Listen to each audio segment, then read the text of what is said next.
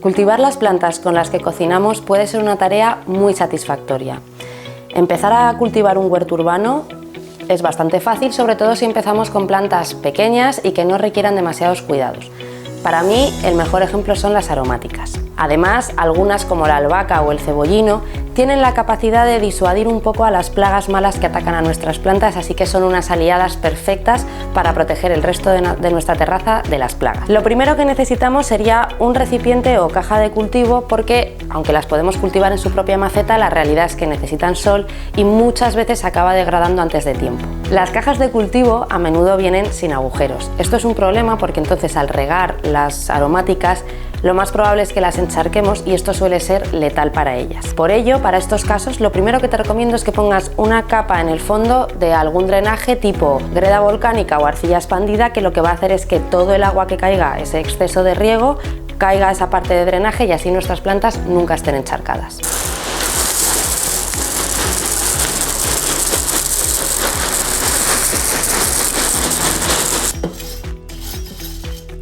A continuación necesitamos un sustrato que sea muy drenante y sobre todo rico en nutrientes, porque todo lo que tenga que ver con huerto urbano, aromáticas, van a tener mucha necesidad de aportación de nutrientes. Para ello voy a hacer una mezcla que consta de 3 componentes. El primero es sustrato universal, que pondré más o menos un 60%, un 20% de humus de lombriz y un 20% de perlita.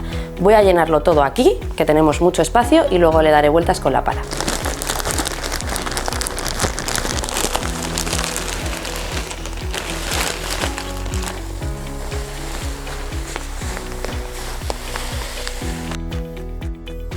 Ahora vamos a mezclar todo muy bien para que quede bien integrado, y en el caso de los sustratos que elijamos para cultivos, para aromáticas, para cualquier cosa que nos vayamos a comer, os recomiendo que sean sustratos ecológicos, porque al final es algo, ya no es una planta decorativa, es algo que vamos a ingerir, y en la medida que no tengan químicos u otros elementos añadidos, vamos a estar mucho más seguros. Una vez tenemos el sustrato preparado, vamos a hacer unos pequeños agujeros con una pala y vamos a introducir las aromáticas.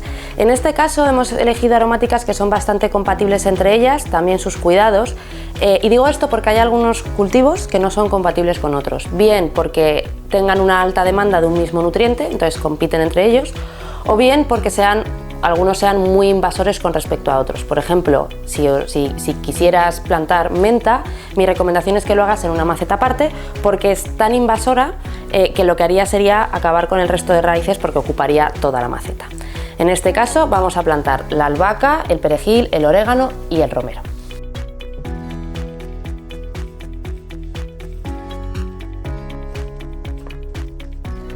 Normalmente es recomendable quitar el sustrato viejo, sobre todo porque suele estar degradado, ser de mala calidad o incluso puede tener algún hongo. El problema de las aromáticas es que tienen, como se puede ver, una raíz muy fina y muchas veces muy compacta. Si yo ahora me pongo a quitar sustrato es probable que rompa mucha raíz. Entonces, si necesitas plantarla tal y como viene sin quitar el sustrato antiguo, no hay problema. Una vez están plantadas, ya solo quedaría regar y asegurarnos de que el sustrato nunca se queda seco. Las aromáticas además también necesitan mucha luz, si puede ser sol directo aunque sea un par de horas por la mañana, mucho mejor aún. Y por último, de cara a cómo organizar esta caja de cultivo, cómo plantarlas, también conviene saber que las aromáticas y otros cultivos necesitan su propio espacio libre a su alrededor para que las raíces crezcan bien y para que ellas tengan el suficiente volumen para crecer en cuanto a altura y anchura. Las aromáticas por lo general necesitan entre unos 10, 15, algunas 18 centímetros de marco de plantación. Con este macetero sería suficiente. El día de mañana, si quisiéramos plantar otro tipo de cultivo, tendríamos que respetar siempre las distancias entre ellas.